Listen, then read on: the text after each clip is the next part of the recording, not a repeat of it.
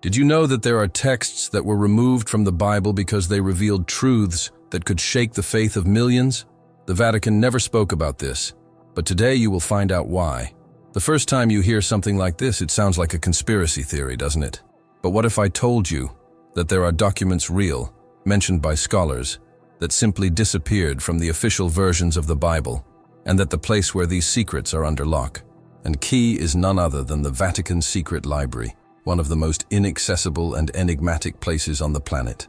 We're talking banned books, hidden gospels, burned manuscripts, all of which have the potential to rewrite the history of Christianity as we know it. Over the centuries, the Church has always argued that certain truths should be protected, or better said, hidden. The question is, protected from whom? From you? From us? Why? What if the apocryphal Gospels, like that of Jude or Thomas, had been censored not because they were false, but because they revealed a version of Jesus that totally contradicts what the official doctrine preaches? And if the book of Enoch, which talks about fallen angels, hybrid creatures, and a celestial war, had been removed for bringing information too dangerous for the common public? This is not just religious mystery. This is spiritual narrative control, and you're about to see how much she was manipulated. What's behind the Vatican's silence? What's locked in your underground vaults? Why were so many texts erased from official history? The answer may lie in the connection of these documents with explosive topics such as hidden prophecies, secrets about Mary Magdalene, or even information about the real nature of the Messiah. This video is not just another speculation. He is an invitation to you enter the shadows of faith, exploring that which was banned, silenced, erased, but never forgotten. Prepare yourself for a journey where each revelation challenges what you've always believed. Because once you know the truth, there is no going back. And this is just the beginning. But before we go even deeper into this mystery, I want to make a special invitation to you. If all of this has touched you in some way, if it has awakened restlessness, a feeling of doubt, or even revolt, know that you are not alone. There is truth being revealed, but there is also a spiritual battle going on behind the scenes, and so we need to stand firm. Leave your prayer request here in the comments. It doesn't matter what you're going through: doubt, fear, searching for answers, or spiritual protection. We will pray together. Yes, let's pray for you. This channel is not just about revelations and secrets. It is also a space for communion, spiritual awakening, and strengthening faith. Write your name and your request in the comments, because while some try to hide the truth, we choose intercede for her and for you. If this content made sense to you, leave a like right now. This shows YouTube that this message needs to reach more people. Subscribe to the channel, activate the bell, because in the next videos, we will reveal even more impactful documents, forgotten prophecies, and truths that could change everything you believe. Are you ready? Because the next revelation will change everything. And I'll wait for you in the next video. May God bless you, and may the truth continue to set us free. With the advancement of archaeology and the leak of ancient documents, scholars have been revealing texts that are not in the current Bible, and many of them were censored by the Church itself. Texts that directly challenge the official narrative. Writings that were buried, hidden, forgotten, on purpose or not, for centuries, and which are now resurfacing with frightening force. And when I say scary, it's not a force of language, it's literal, because some of these documents carry such disturbing messages that, if they were disseminated on a large scale, they could provoke a real upheaval of faith. Can you imagine the impact of a manuscript that states, for example, that Jesus had a brother, or that Mary Magdalene was not just a follower, but someone much more important, with a fundamental spiritual role? Or even texts that openly talk about other worlds, other beings, as if the Vatican always knew about the existence of something beyond our reality. Does it sound like a movie script? It may seem like it, but they are real excerpts found in excavations, preserved in clay jars, translated by experts, and yet denied, ignored, and in many cases, discredited by the official Church. The name of this is control. Control of spirituality, history, truth. The Vatican's secret library, which many don't even know exists, is one of the most protected places in the world. There are more than 85 kilometers of underground shelves with documents, manuscripts, and books that could, literally, rewrite everything we know about Christianity. Did you know that? Well, most people have no idea. And when they find out, it's as if a veil falls from their eyes. Faith begins to be questioned. Certainties begin to shake. But it is at this point that the true search emerges. Not a search for religion, but for meaning, for light amidst the darkness of lies that have been told over the centuries. But why would the church keep these texts hidden? The answer is simple: power. Because knowledge is power. And if you start to question, if you start to see beyond the official version told from the pulpit, then the control over you starts to break down. Therefore, for a long time, the so-called apocryphal Gospels were treated as heretics. The Gospel of Thomas, for example, brings teachings from Jesus that talk about self-knowledge, about the kingdom of God being within us, something that takes power away from institutions and puts spirituality in the hands of the individual. And this, for a system that lives on mediators between the people and the divine, is unacceptable. The same goes for the Book of Enoch, which details the history of the fallen angels, the Nephilim, and a hidden spiritual war. Content so disturbing and complex that the church preferred to eliminate it from the canonical Bible. And this brings us to an extremely delicate point. Who chose what should or should not be part of the Bible? Who determined that certain texts would be considered inspired by God, and others would not? The answer involves councils, political decisions, interests that often had nothing to do with faith, but rather with dominion. Throughout history, documents have been burned, translations have been manipulated, and many early Christian writings have simply been wiped off the map. But now, with technology, archaeology, and even the work of independent scholars, these texts are making a comeback. They are being excavated, translated, studied. They are being read by people like you, who no longer accept a faith based on fear, but who want to discover what is behind the curtain. And this is exactly what bothers religious authorities. Because it's not just about one or two loose texts. We are talking about an immense structure of secret documents, ancient letters from popes, dark prophecies, hidden gospels, and even references to spiritual practices that were publicly condemned by the church itself, but which behind the scenes were used as a way of accessing deeper levels of wisdom and power. Have you ever heard of the Gospel of Mary Magdalene? He reveals a completely different view of the relationship between Jesus and his disciples, even suggesting that Mary had received direct teachings that the other apostles did not understand. This is exactly the type of content that was removed, not because it was false, but because it was dangerous.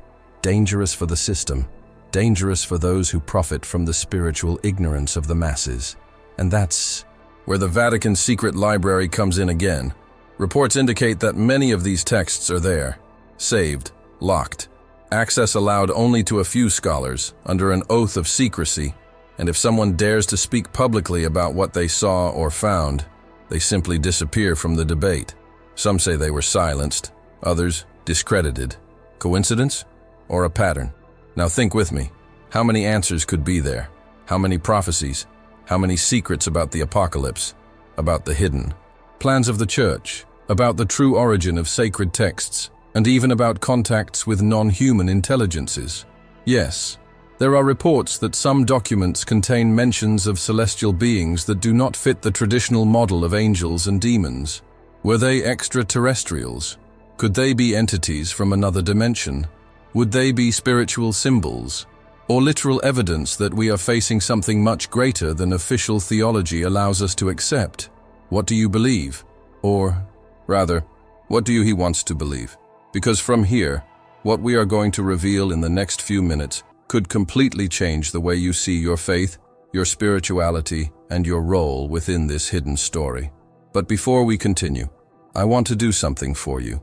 Yes, for you who are here with me, searching, questioning, feeling this tightness in your chest, this mixture of curiosity and anguish. I want to pray for you, and I want this channel to also be a space of faith, a place where you can feel spiritually strengthened, even as you discover truths that often hurt. If you feel like you need light, protection, or even wisdom to understand what is coming, write your name and your prayer request here in the comments. It could be something simple, or even something you can't say out loud. Just write it down. We will pray for each comment. I read them all, one by one, because here, in addition to revealing hidden secrets of the Vatican, we also intercede for those on the other side of the screen. If you want, just comment, "Pray for me," or write something like, "I want to know the truth, but I need strength." That's enough. Your participation here is not passive. You are part of it all. And when you comment, you activate this cycle of faith and truth that we are building together. Something is about to be revealed, something that could connect all these forbidden texts to an even greater plan, kept silent for centuries by the walls of the Vatican. There are Gospels, letters, and manuscripts that talk about Jesus, Mary Magdalene, fallen angels, and even the Apocalypse. But the Church decided that you should not have access to them. And the most impressive thing is that these decisions were not made by angels, nor by divine revelations, but by men, ordinary men, who participated in councils, secret meetings, political meetings within the very structure of the Church, and there decided, with a pen and human authority, what would be considered the Word of God and what would be heresy. The criteria? It wasn't always the truth. It was convenience. It was indoctrination. It was control. And if you think this is an exaggeration, wait until you know the details. Did you know, for example, that in Council of Nicaea in 325 AD were several texts simply rejected, excluded, ignored? There, the basis of the Bible that we know today was born. But why were some texts accepted and others not? Why were Gospels like John's preserved, but the Gospel of Thomas, the Gospel of Mary Magdalene, and the Gospel of Philip, have they been erased from official history? It is because these texts presented a much deeper, symbolic and spiritual vision of Christ.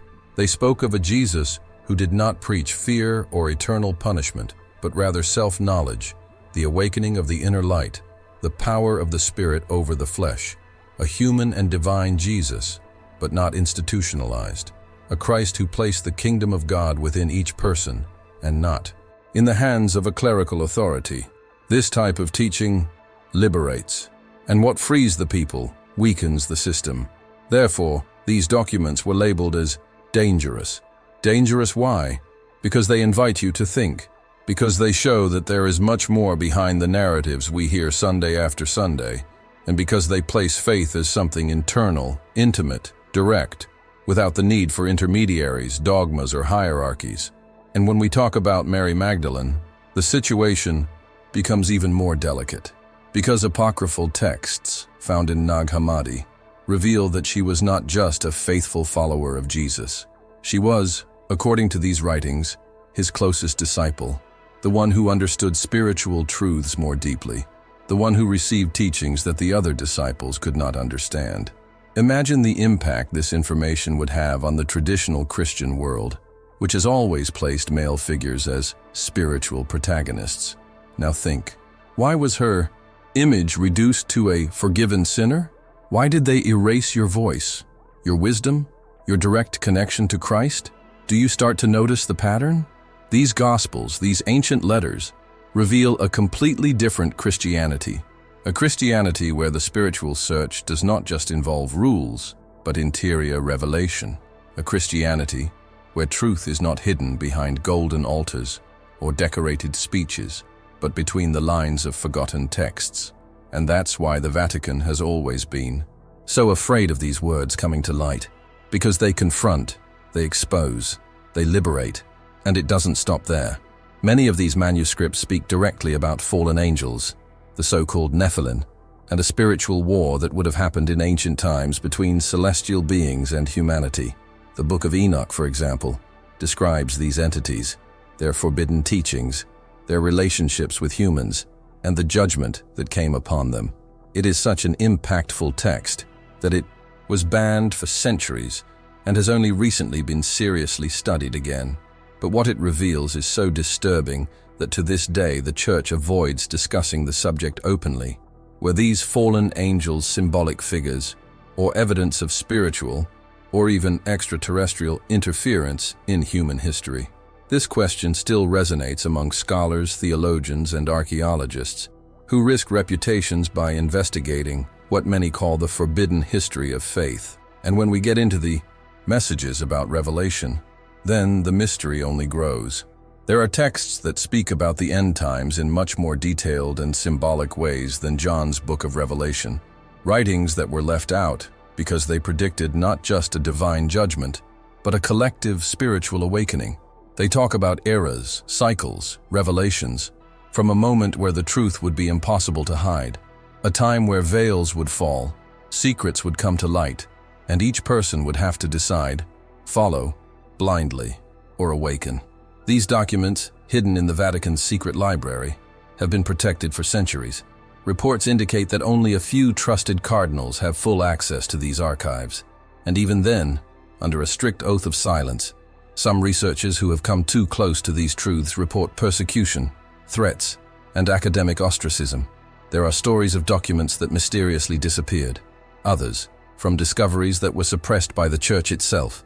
Coincidence? Or a plot much bigger than we imagine? Can you see now why so many believe that what the Vatican hides is not just myth? There is, indeed, an intentional effort to keep certain knowledge away from the public, because when people wake up, they stop obeying blindly.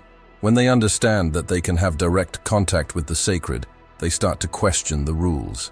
And when that happens, the empire of fear begins to crumble.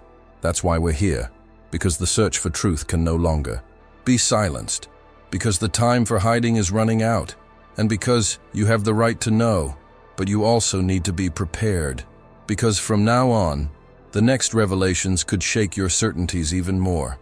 And that's exactly where true faith begins, when you not only believe, but decide to seek, even if it means leaving the comfort of easy answers. The book of Enoch, for example, tells of angels who had children with human women. The Gospel of Thomas shows a totally different Jesus, and the Gospel of Mary reveals a much greater role for women in Christianity. These are not made-up stories, modern myths, or fanciful interpretations of the faith. They are real, documented texts, preserved for centuries in ancient languages such as Aramaic, Coptic, and Greek, and which, at some point in history, were purposely erased from the Bible as we know it today. Sacred texts that could profoundly transform what millions of people believe about the role of the Church, about the true mission of Jesus, and above all, about the nature of human spirituality. Let's start with Book of Enoch. This text, considered apocryphal, that is, outside the official biblical canon, describes in great detail an almost forgotten story, that of the Watchers, angels sent to earth to observe humanity, but who, when enchanted by human women, broke divine laws and joined them, generating the Nephilim, giants with superhuman powers. This is not just any allegory. According to the text itself, these beings taught humans secret knowledge, such as metallurgy, astrology, enchantments, and even spiritual practices that were considered forbidden. The impact of this was so great that, according to Enoch, God himself intervened, imprisoning the rebellious angels in abysses and preparing a final judgment for their actions. Now imagine why this book was removed from the Bible. Imagine the repercussion of a sacred text openly saying that celestial beings corrupted humanity, transmitting knowledge that was later denied to us. Imagine what would happen if everyone had access to this information. What were taught by these angels? Why was this knowledge considered so dangerous? And even more, does the Church not want you to know this because there are truths there that can free your mind and change your view of the divine? Meanwhile, we have the Gospel of Thomas, one of the most intriguing and revealing texts ever discovered. It contains no miracles nor chronological narratives of the life of Jesus. Instead, it presents a series of teachings attributed to him, direct, reflective, spiritual words that invite the reader to seek the kingdom of God within themselves.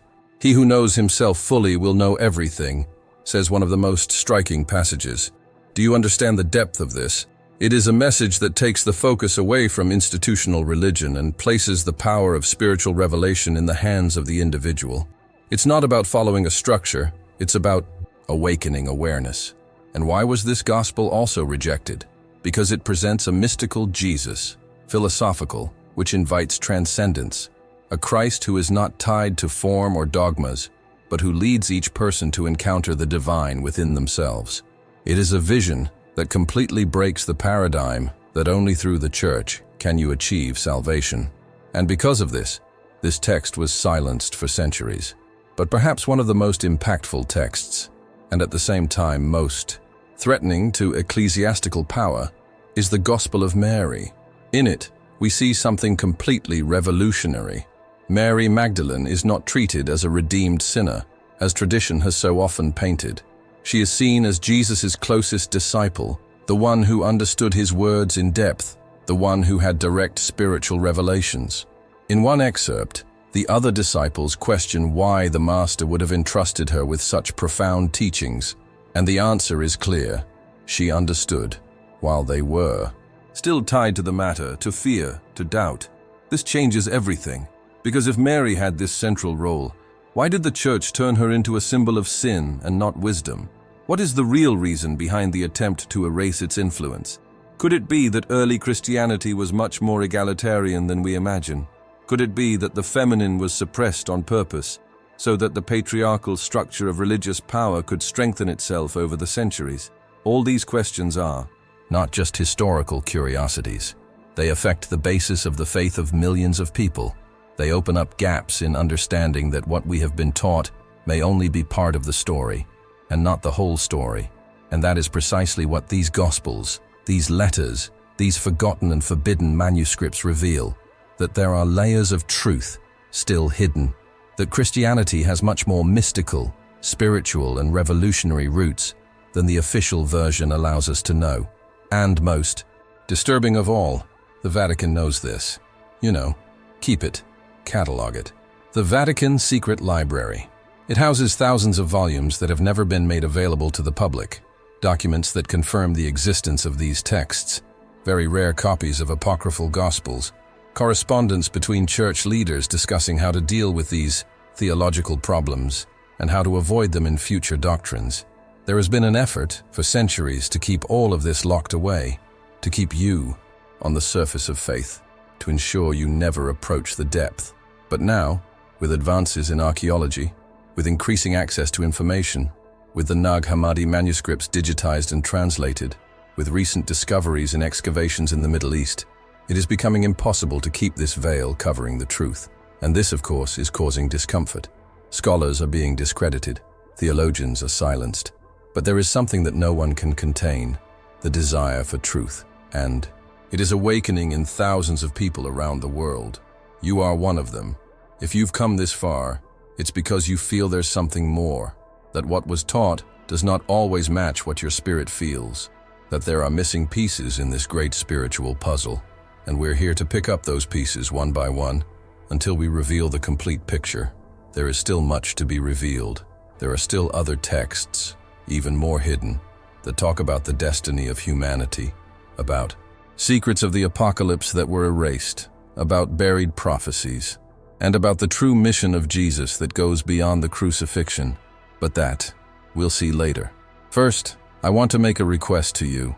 If any part of this video touched you, if a doubt was awakened, if you feel more connected with your faith now, even if it is in crisis, then leave your prayer request here in the comments. Write your name, your intention, your pain, or even just the phrase, "Awaken me to the truth." This simple phrase is already a spiritual declaration. You can also comment, "I want to know more about Mary Magdalene," or "Did fallen angels really exist?" Use these phrases as a form of engagement, but also of spiritual positioning. This helps us understand what you feel, what you're looking for, and it also helps this video reach more people. These texts have been found in excavations such as the Dead Sea Scrolls and the Nag Hammadi Library in Egypt. Historians confirm that many of them date back to the 1st century. In other words, they are documents as old as the Gospels that were included in the Bible, and in some cases, even older. This calls into question the narrative that apocryphal texts are later inventions or baseless heresies. Quite the contrary. Archaeological records show that these words circulated among the first Christian communities. They were read, discussed, and considered sacred by many believers at the time. What happened next was a process of ideological and, not spiritual, selection to define what should remain and what should be erased from the collective memory. The Dead Sea Scrolls were found in caves near the ancient settlement of Qumran in the Judea region between 1947 and 1956. Among the more than 900 documents discovered were copies of the Old Testament and also writings not included in the biblical canon, such as the Book of Enoch, the Book of Jubilees, and treatises that talk about spiritual battles, angels, messiahs, and unfulfilled prophecies. The most frightening thing, and at the same time revealing, is that many of these texts speak openly about an invisible war between the forces of light and darkness, between the children of light and the children of darkness, and even mention the emergence of a messianic figure who does not fit into the conventional mold of Jesus, as portrayed in the canonical Gospels. The Nag Hammadi Library was discovered in 1945 in Upper Egypt and is made up of 13 codices containing more than 50 texts, most of them Gnostic. There are the famous people Gospel of Thomas, Gospel of Philip, Gospel of Truth, Gospel of the Egyptians, in addition to writings attributed to Mary Magdalene, James, and even passages considered hidden revelations given directly by Christ to his closest disciples. It is in this collection that we find a much deeper, symbolic, esoteric Christianity, which proposes knowledge as the path to salvation. And this deeply disturbed religious authorities, because Gnosticism, unlike institutionalized faith, taught that truth is not in dogmas, but in inner revelation, and a people who awaken internally no longer need external control structures. One of the most impactful texts in this library is known as The Thunder, Perfect Mind, a poetic narrative where the sacred speaks with a feminine voice, uniting light and darkness, creation and destruction, wisdom and mystery. This breaks all paradigms of patriarchal Christianity and proposes an integrated vision of the divine, where the sacred feminine has an active, creative, essential role. Another mysterious text found there is Adam's Revelation, which describes an origin of humanity very different from that reported in Genesis, with elements that refer to genetic manipulation, celestial visitations, and knowledge that was corrupted by the ambition of the lesser gods. These narratives, if popularized, could cause a real collapse in traditional interpretations of Scripture. And why were these texts hidden for so long? Because they were considered heretical, dangerous, subversive. During the first centuries of Christianity, there was an intense dispute over what true doctrine should be. The Church, to consolidate its power, needed to eliminate everything that threatened its authority. And how do you eliminate an idea? Forbidding her, silencing its authors, burning the books, and condemning to death those who dared to think differently. This happened at various stages in history, most intensely during church councils, the Inquisition, and other initiatives that aimed to erase any trace of alternative wisdom. But, like all truth, these records endured, some buried in caves, others hidden in clay vessels, in tombs, in secret libraries. And now, after centuries of silence, they are being brought to light. With the help of archaeologists, translators, historians, and independent researchers, these ancient voices are echoing again. They tell us of a Christ who invites us to awaken our conscience, of a Mary who represents the silenced sacred feminine, of a God who does not impose himself through fear, but who invites us to re-encounter the inner light. And above all, they show us that faith does not need to be tied to a temple, but can flourish in the freedom to seek. Can you understand now why there is so much secrecy? Why so much effort to hide these texts? Because they don't just reveal new information, they threaten an entire system based on control. They show that salvation is not in blindly following rules, but in knowing yourself. And this knowledge, this gnosis, is the key that opens the doors to true spirituality. It is no surprise that many of these writings speak of a time of revelation, a time when all secrets would be exposed. Perhaps that time is now, and you are here, right now, being part of this journey. This is no coincidence. It's a calling, a call to seek, question, wake up, to leave the surface and delve into the depths of true faith, not the imposed one, but the chosen one. there is still a lot to discover, because other texts, other revelations, remain hidden in Vatican vaults, in private archives, in parchments not yet translated. And it is our duty to continue searching, to continue unearthing what has been buried by fear, by manipulation, by the interests of a few. Officially, the Church says these texts are uninspired. This is the explanation that for centuries has been repeated as a justification for the erasure, censorship and forced oblivion of dozens of ancient Gospels, letters and manuscripts. But this justification in itself raises a series of questions that can no longer be ignored. Because if these writings really have no spiritual value, if they are not in fact inspired by God, why then so much effort throughout history to destroy them? Why burn entire copies? Why label those who defended them as heretics? Why turn seekers of truth into enemies of faith? These questions bother you, and they should bother you, because they reveal something much bigger than just a theological dispute. They reveal a pattern, a systematic movement of concealment, and this pattern repeats itself. Texts that speak of a more human, more conscious, more mystical Jesus are classified as uninspired. Writings that reveal the spiritual role of women, which give prominence to figures like Mary Magdalene, are treated as dangerous.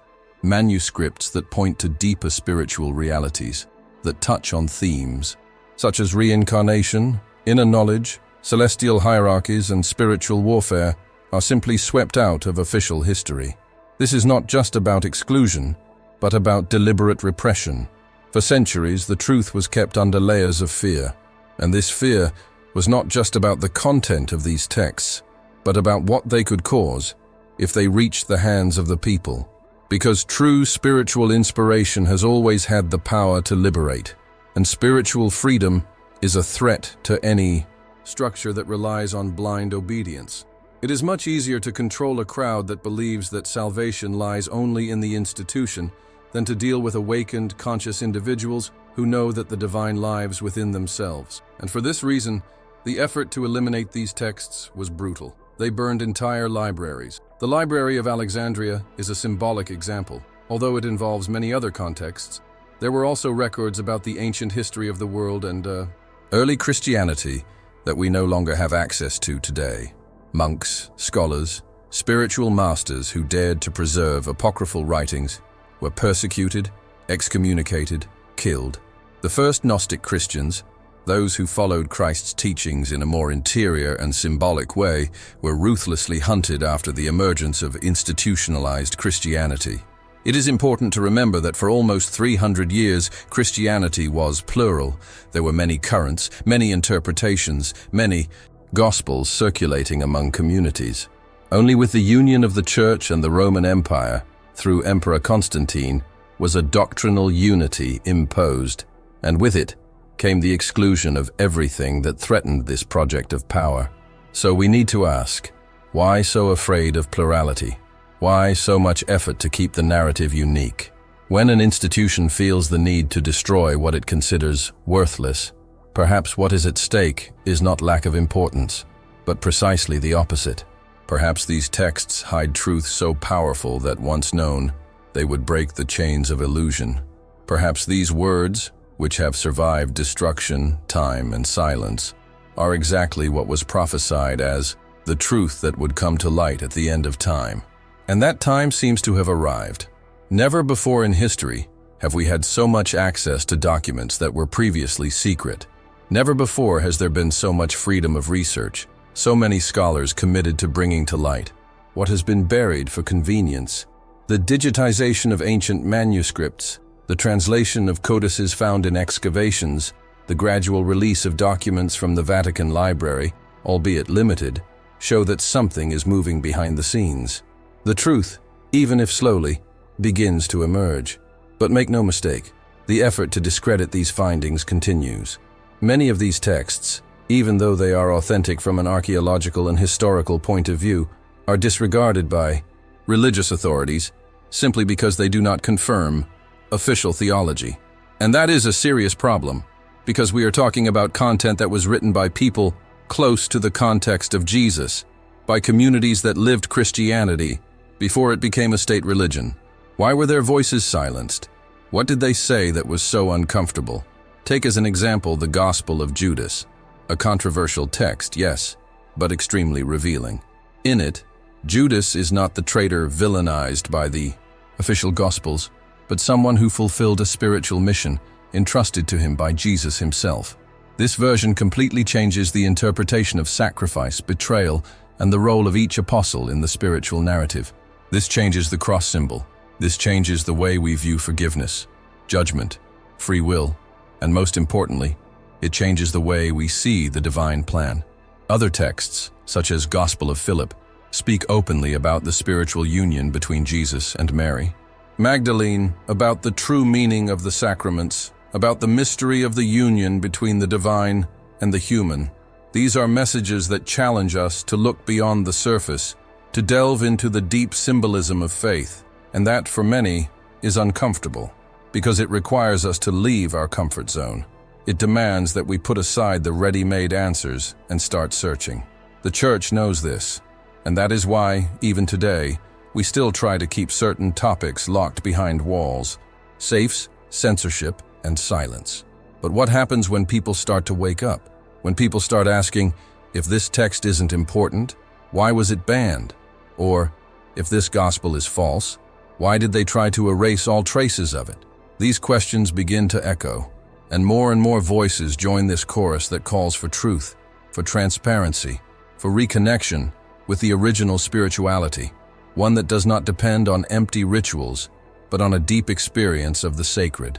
And that's why you're here, because inside you there is something that is not satisfied with the superficial, something that feels, that intuits, that recognizes that we have been deprived of something essential, something that wants to know what was hidden, what was censored, what was called uninspired, just because it didn't fit the mold of power. Truth has its own magnetism, and when it starts to be revealed, no one can ignore it anymore. Now tell me, which part of this story touched you the most? Have you ever heard about these texts? Do you believe that the Church purposely hid these truths? I want you to write the sentence here in the comments, "The truth always finds a way." Or if you prefer, comment, "These texts need to be revealed." And if you want prayer in this awakening process, write, "Pray for me. I am in search of the truth." Your comment is more than an opinion. It is an act of resistance against silence. If these texts had been included in the Bible, perhaps your faith today would be completely different. You would have access to teachings that were considered too dangerous, teachings that do not reinforce fear, punishment, or blind submission, but rather spiritual awakening, inner search, direct connection with the divine without intermediaries. Teachings that challenge the power structure built over centuries by institutionalized religion, a structure that transformed a message of liberation into an instrument of control. And that is exactly why these texts were removed, ignored, or labeled as heresy. Not because they were fake, but because they freed. Imagine a world where the Gospel of Thomas had been included in the official scriptures, a gospel in which Jesus does not speak of dogmas or threats, but rather of self-knowledge, of finding the light within oneself. A world where you, as a child, learned that the kingdom of God is within you and not outside, that it is not necessary to fear God, but to understand Him, live Him, be part of Him, where the focus would not be on eternal punishment, but on inner transformation. A world where the Gospels were not used to separate, exclude, or condemn, but to unite, heal, and liberate. Now imagine that this same world had access to the Gospel of Mary Magdalene, which features a woman as Christ's chief disciple. A woman who understood the deepest words of Jesus, who was his spiritual confidant, his equal. A world where the sacred feminine was not erased from history, but recognized as an essential part of spirituality. Where women were seen not as silent helpers, but as bearers of divine wisdom. How many spiritual doors would have been opened? How many truths would not have been accepted? How many lives would have been touched differently? And if, in addition, the Book of Enoch had it been kept as sacred scripture, you would know from an early age about the fallen angels, the Nephilim, the Watchers, and the invisible spiritual warfare that has been going on since time immemorial. I would know. that there is a conflict much greater than human battles, a cosmic clash between light and darkness, where humanity plays an essential role.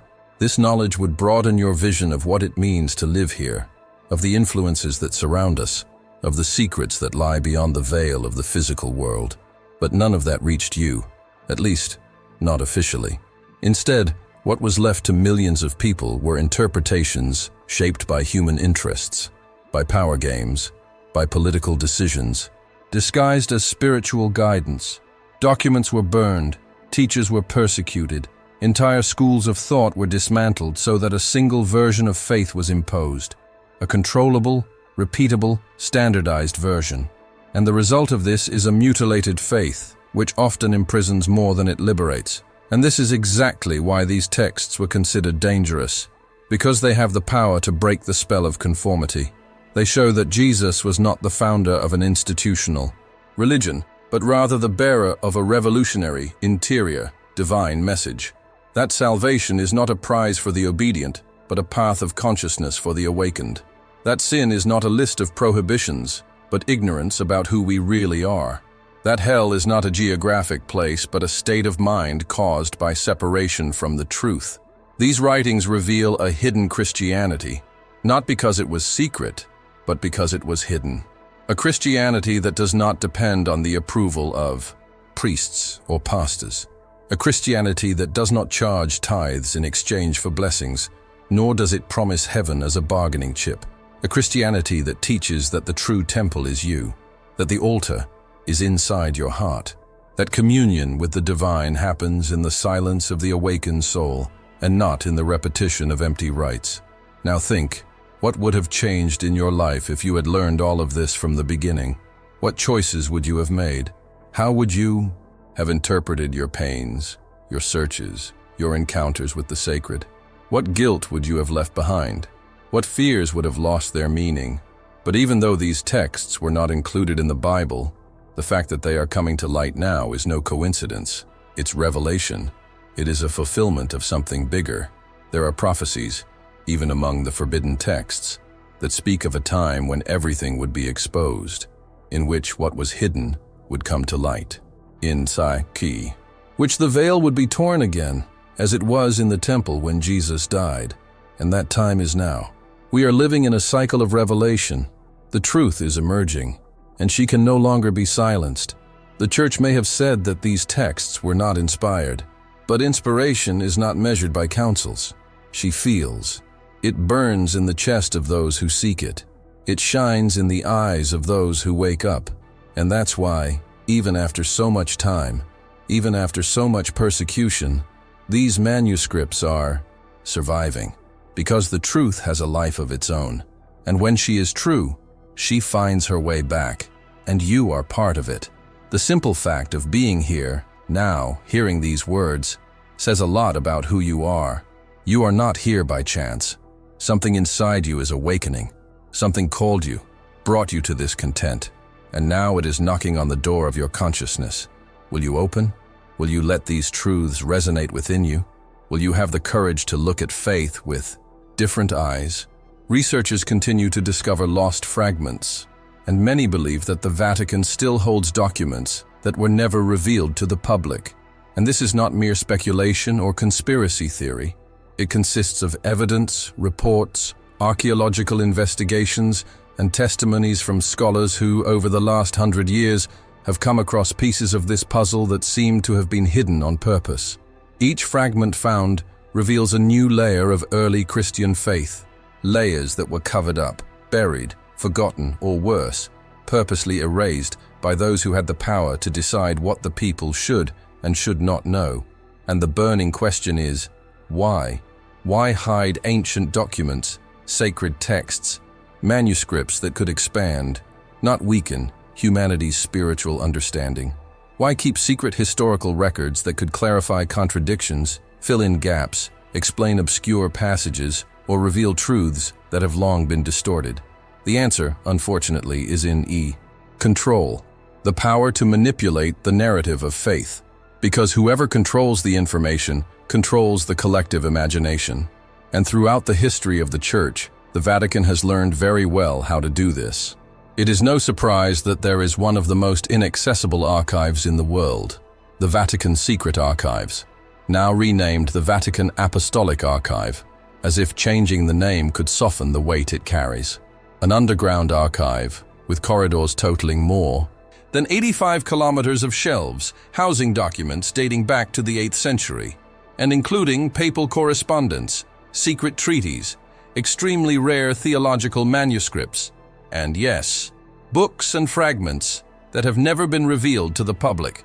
It is in these dark corridors, protected by maximum security and accessible only with direct authorization from the Pope, that many believe the greatest revelations ever made about the history of the Church and Christianity are stored. We're not just talking about letters and administrative records. We are talking about ancient texts that may contain alternative versions of the Gospels, apocryphal accounts, Gnostic documents, records of appearances, spiritual phenomena, and even theories about the nature of Jesus that were never publicly discussed. There are researchers, a privileged few, who have obtained authorization to enter parts of these archives, and although most are required to maintain strict secrecy, some have let intriguing information slip. There are reports of documents written by unknown disciples, stories that talk about Jesus in contexts that challenge everything we have learned to date. There are texts that recount the apocalypse not as a destruction of the physical world, but as a spiritual transition, a moment of collective awakening, of revelation of the truth hidden for ages. And all of this remains inside, far from the eyes of the people. Why?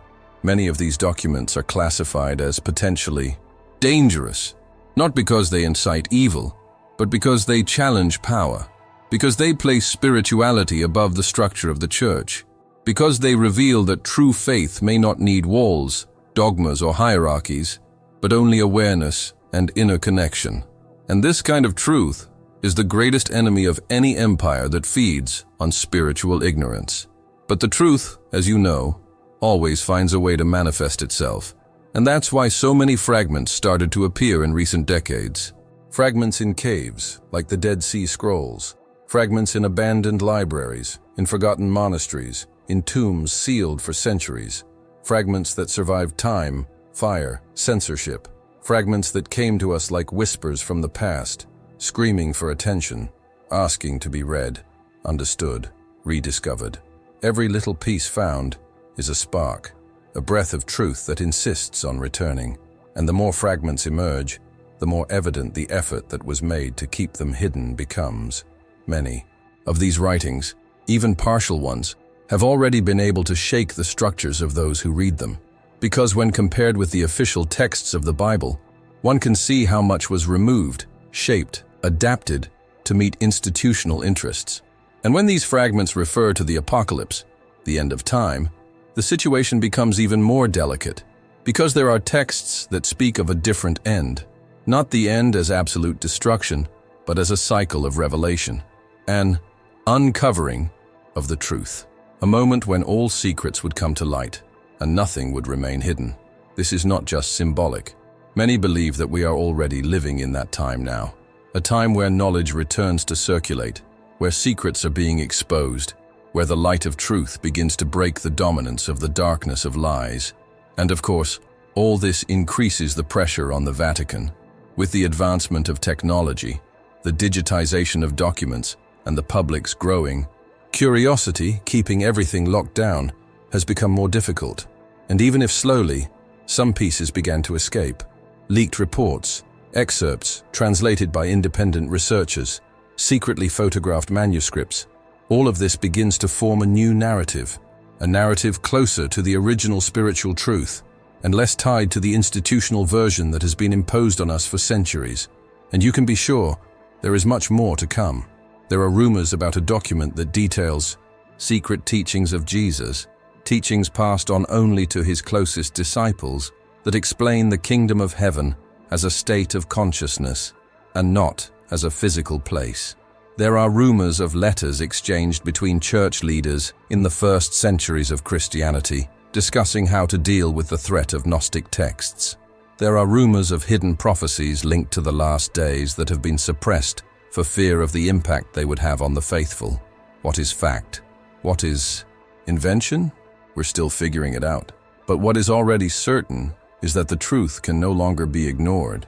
The movement of revelation has begun, and you are in the middle of it. You are part of this generation that no longer accepts ready-made answers, that is not afraid to seek what lies beyond, that understands that faith and knowledge can and should go together. If you feel this way, if any part of this message touched you deeply, I want you to comment below on the phrase, "The truth is being revealed," or if you prefer, "Secret files need to be opened." This is not just a comment, it's a positioning. It's your voice adding to thousands of others who are awakening. And if you want us to pray for you during this process of seeking spiritual clarity, please also write, "Pray for me, I'm ready to see beyond." We will read every comment, and together, we will create a current of truth that no darkness can erase. Do you think these texts should be revealed? This is the question that resonates most strongly right now. After everything we have already said, after delving together into the deepest layers of the forbidden history of Christianity, this question becomes inevitable. Because we're not just talking about ancient records forgotten in caves or locked in Vatican vaults. We are talking about truths that have been silenced, of words that could have changed the course of the faith of millions, of gospels that presented another Jesus, more human, closer, more spiritual. From books that talked about Mary Magdalene as a spiritual leader, from texts that exposed the fallen angels, the hidden origins of humanity, the forgotten prophecies about the end of times. The revelation of these documents would not only affect the content of a sacred book, but would shake the power structures that had been sustained for centuries based on secrecy. Knowledge is light, and that is why it was hidden. Imagine how many people, throughout history, lived their entire lives under a mutilated faith, believing only in what was allowed, without knowing that other versions, other accounts, other interpretations of the divine existed, but were erased, destroyed, discredited. And now, little by little, these truths are emerging again, from the sands of time, from the forgotten ruins, from the hidden archives. The question is, are we ready to receive them? What these texts reveal is a spirituality that does not depend on the traditional religious structure. They reveal a living, intimate Christianity that does not need intermediation. They show that salvation is not tied to dogmas, but to conscience, that the trial is not an external court, but an inner journey, that the kingdom of God is not a distant place, but a state of being. If all this had been taught from the beginning, the world today would be different. But even with so much evidence, so many fragments, so many historical reports confirming the existence of these texts, there is still resistance. There are still those who prefer to keep the doors closed, keep the people in the dark, pretend that there is nothing more to discover. And that's why this question is so important. Do you think these texts should be revealed? If so, you are part of a much bigger movement than you realize. A silent but growing movement, a collective awakening, a call that echoes in the hearts of those who feel they have been deceived, but no longer want to live in ignorance. If this content shocked you, wait until the next video, where I will reveal the secret gospel that says Jesus survived the crucifixion. Yes, you heard right. An ancient text, hidden for centuries, reveals a completely different version of the events that changed human history. And the most impressive thing is that this gospel is not a recent invention. It did not appear on conspiracy forums or in modern theories. It is part of a set of forgotten writings, which were buried in time, silenced by fear and censorship, until they began to be found in recent archaeological discoveries, such as the Nag Hammadi manuscripts and other secret archives that still remain out of reach of most people today. The content of this gospel is so disturbing to traditional theology that it was immediately classified as heresy by church authorities. After all, if Jesus didn't die on the cross, what does that mean for the central concept of Christianity? And if the sacrifice as narrated did not happen in the way we know it, what is the structure of an entire doctrine built on the cross? This alternative text raises doubts that are not just theological, but existential, because he does not deny the importance of Jesus. On the contrary, He exalts him as a teacher of wisdom, so conscious of his mission that he used his own spiritual knowledge to transcend pain, death, and deception. According to this forbidden gospel, Jesus faked his death with the help of some trusted disciples. The idea of the plan was not to deceive, but to protect a truth that was not yet ready to be understood. He survived the crucifixion, took refuge in a remote region, and in secret, continued to transmit his highest teachings only to those who were spiritually prepared to receive them. It is not about denying faith, but about expanding it, to show that perhaps the crucifixion was a symbol and not just a literal event. And that changes everything. There are excerpts from this document that describe Jesus' journey after the crucifixion. Some scholars suggest that he would have traveled to regions such as India or the Himalayas, where he would have come into contact with Eastern spiritual traditions. Other apocryphal texts, such as Gospel of Barnabas or the Gospel of Judas, also point to radical interpretations of Jesus' mission, where he appears not as a sacrificial martyr, but as a master of enlightenment, someone who dominated time, space, body, and spirit.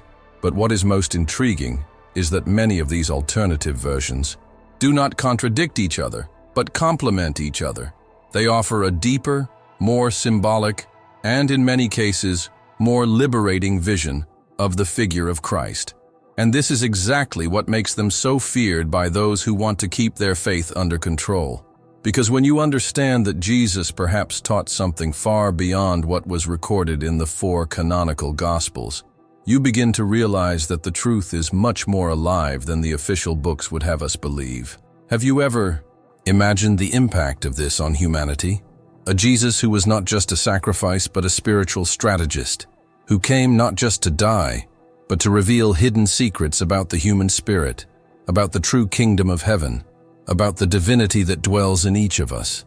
A Christ who survived not to escape his destiny, but to continue his mission in silence, away from the crowds, away from the eyes of Rome, away from the structure that persecuted him. What's more, this gospel still contains direct references to Mary Magdalene, not as a mere follower, but as a fundamental part of the continuation of Christ's mission. In some fragments, she is portrayed as the guardian of secret knowledge, as someone who received revelations after the supposed death of Jesus, and who would have helped preserve the teachings in hidden communities, in places that continue to be studied by archaeologists and mystics today. This connects everything we've seen so far: the apocryphal Gospels, the forbidden manuscripts, the Vatican's secret library. Everything is part of a network, carefully controlled for centuries, whose sole objective was to prevent humanity from having access to this version of history. What I'm going to show you in the next video is not just a theory, it's a fragment of a document that exists, a real text, analyzed by researchers and hidden from most people. A gospel that, if revealed completely, could reconfigure not only individual faith, but the way we see history, spirituality, and the concept of salvation itself. The question that remains is, why has this gospel not yet been released to the public? Who benefits from silence? And who would be afraid of this truth being known? If you want to discover that answer, you need to stay with me on this journey, because this is just the gateway to something much bigger, something that was hidden until now. If you've made it this far, it's because you're part of a special group, those who aren't content with the surface, who want to go deeper, who feel that the truth is closer than ever. And that's why I want to thank you for staying until the end of this video. Now let's strengthen this journey together. Subscribe to the channel now, because what lies ahead will surprise you even more. Turn on the notification bell so you don't miss any new revelations. And if you stayed with me this far, comment below on the sentence, "I want the complete truth." This phrase will show that you are with us on this quest, and that you are part of this awakened community. And of course, leave your like right now. This really helps the video reach more people who, like you, feel that something is being hidden and want to understand what the church has not told them. And don't forget, the next video is already appearing on your screen. Click now and come with me to discover the gospel that the Vatican hid for centuries. You won't believe what is about to be revealed. Let's go together.